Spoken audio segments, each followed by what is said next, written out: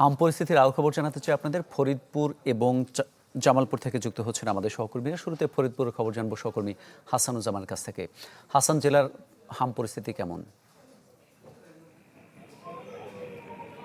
আসলে আমরা গত এক মাস ধরে দেখতে পাচ্ছি যে এখানে কিন্তু হামের প্রাদুর্ভাব বেড়েই চলেছে, এখন স্থির অবস্থায় রয়েছে। আমরা ফরিদপুরের দুটি বড় হাসপাতাল, ফরিদপুর মেডিকেল কলেজ হাসপাতাল এবং ফরিদপুর জেনারেল হাসপাতালে আমরা দেখতে পাচ্ছি যে বিপুল সংখ্যক শিশু রোগী তারা কিন্তু প্রতিদিনই ভর্তি হচ্ছে। গত 24 ঘন্টায় ফরিদপুরের এই দুটি হাসপাতাল এবং বিভিন্ন উপজেলার সরকারি কমপ্লেক্সগুলোতে কিন্তু 35 জন নতুন করে রোগী ভর্তি হয়েছে এবং এই পর্যন্ত পুরনো নতুন মিলে 140-এর বেশি রোগী কিন্তু এই সকল জায়গায় ভর্তি অবস্থায় রয়েছে এবং এই পর্যন্ত 1356 জন রোগী তারা চিকিৎসা নিয়েছেন। তার মধ্যে 12 জন শিশু কিন্তু ইতিমধ্যে মারা গেছেন, যেটি খুবই আশঙ্কাজনক।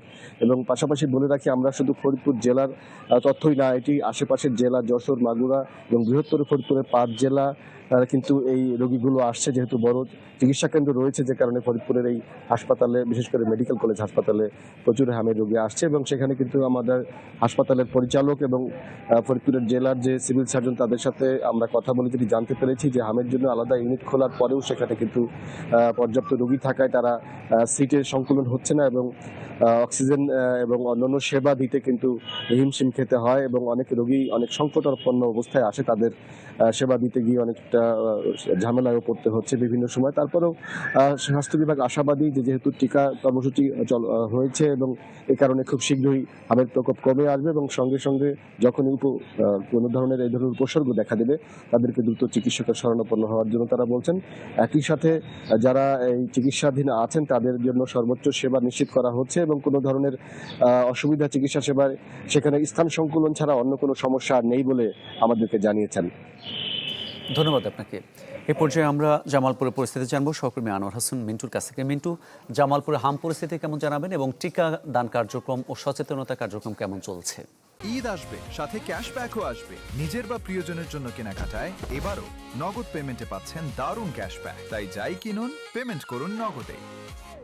হ্যাঁ মামুন, আপনি যেমনটি বলছিলেন যে টিকাদান কর্মসূচি কেমন চলছে, আমরা যদি শুরুতেই বলি যে এই এই এই বছর যে হামের টিকাদান কর্মসূচি, সেটা কিন্তু জামালপুরে স্বাস্থ্য বিভাগ দাবি করেছে তারা শতভাগ সফল হয়েছে। কারণ নির্ধারিত সময়ের মধ্যে তারা 1,02,62,000 শিশুকে কিন্তু ইতিমধ্যে টিকাদান কর্মসূচি সম্পন্ন করেছেন এবং এখন টিকাদান কর্মসূচি তারা কিন্তু যারা বাদ পড়েছে সেই শিশুদের কিন্তু খুঁজে খুঁজে টিকাদান কর্মসূচি তারা চালিয়ে যাচ্ছেন। হামের উপসর্গ নিয়ে কিন্তু আপনি দেখতে পাচ্ছেন, আমি কিন্তু আছি জামালপুর জেনারেল হাসপাতালের সামনে। আজকে এই হাসপাতালে ভর্তি আছে 25 জন শিশু, কিশোর এবং বয়স্ক মানুষ এবং গত 24 ঘন্টায় এই হাসপাতালে হামের উপসর্গ নিয়ে ভর্তি হয়েছে 14 জন শিশু কিশোর। আগে তো আমরা দেখেছি যে শুধু শিশুরাই আক্রান্ত হতো। আজকে আমরা ওয়ার্ডে লক্ষ্য করলাম যে অনেক বয়স্ক লোকও কিন্তু হামে আক্রান্ত হয়ে তারা চিকিৎসা নিচ্ছে। আপনি জানেন জামালপুর জেলার যে 7টি উপজেলা আছে, এছাড়াও কুড়িগ্রাম এবং রৌমারী জেলার কিন্তু 2টি উপজেলা, কুড়িগ্রামের 2টি উপজেলা রৌমারী এবং রাজীবপুর, অন্তত 30 লাখ মানুষের কিন্তু একমাত্র স্বাস্থ্যসেবা এই জামালপুরের এই সদর হাসপাতাল। এই হাসপাতালটিতে কিন্তু প্রায় 1 যুগ আগে একটি আইসিইউ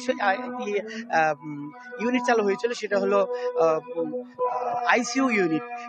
এরপরে কিন্তু 12 বছরেও কিন্তু সেটা কোনো কার্যকর হয়নি, সেটা কিন্তু সফলতার মুখ দেখেনি, যে জন্য কিন্তু আজ পর্যন্ত কোনো রোগী কিন্তু সেই আইসিইউ থেকে সেবা পায়নি।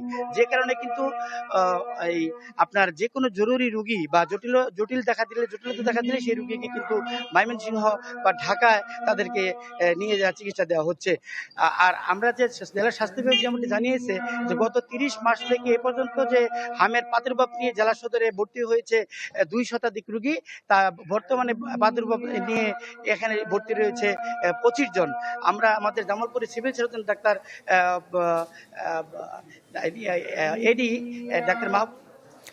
ধন্যবাদ আপনাকে। জামালপুর এবং ফরিদপুরে হাম পরিস্থিতি জানাচ্ছিলেন আমাদের সহকর্মীরা।